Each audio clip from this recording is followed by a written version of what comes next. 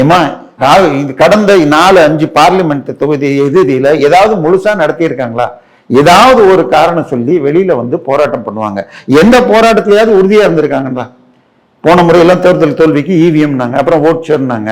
பீகார்ல தேர்தல் நடந்து ஓட்டுல எனக்கு நம்பிக்கை இல்லைன்னு சொன்னால் 6 வாரத்துல கம்ப்ளைண்ட் கொடுக்கணும். 45 நாளோ 6-7-42 ரஃபா. சோ ஒருவர் கூட கம்ப்ளைண்ட் கொடுக்கல. என் தொகுதியில ஓட்டுகள் மாற்றப்பட்டுள்ளது, மிஸ் ஆயிடுச்சுன்னா நீங்க கொடுத்தீங்கன்னா அந்த சிசிடிவி ஃபுட்டேஜை எடுத்து வைப்பாங்க. அந்த 45 நாளைக்குள்ள கொடுக்கலன்னா சிசிடிவி ஃபுட்டேஜ் அழிச்சிருவாங்க. இப்போ ஒருத்தன் கூட கம்ப்ளைண்ட் கொடுக்கல. அப்ப என்ன அர்த்தம்?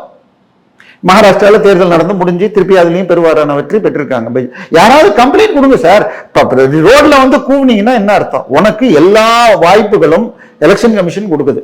அங்க போய் எங்க சொல்லணுமோ அங்க சொல்லாம இங்க வந்து ரோட்ல கத்துனா நீ பண்றது டிராமா. அப்ப இதெல்லாம் வேணும்னே வந்து இத புறக்கணிக்கணும். இத வந்து இந்த மாதிரி பிரச்சனை பேப்பர்ல பேர் வர்றதுக்கு 2 வழிமா. ஒண்ணு நல்லது செய்யணும், இல்லைன்னா அசிங்கமா டிராமா பண்ணணும். இப்ப உங்களோட படிச்ச மாணவ மாணவிகள்ல நல்லா படிச்ச மாணவியோட கிளாஸ்ல அசிங்கமா கலாட்டா பண்ண மாணவி தான் உங்களுக்கு ஞாபகம் இருக்கும். இது பிராக்டிக்கல்.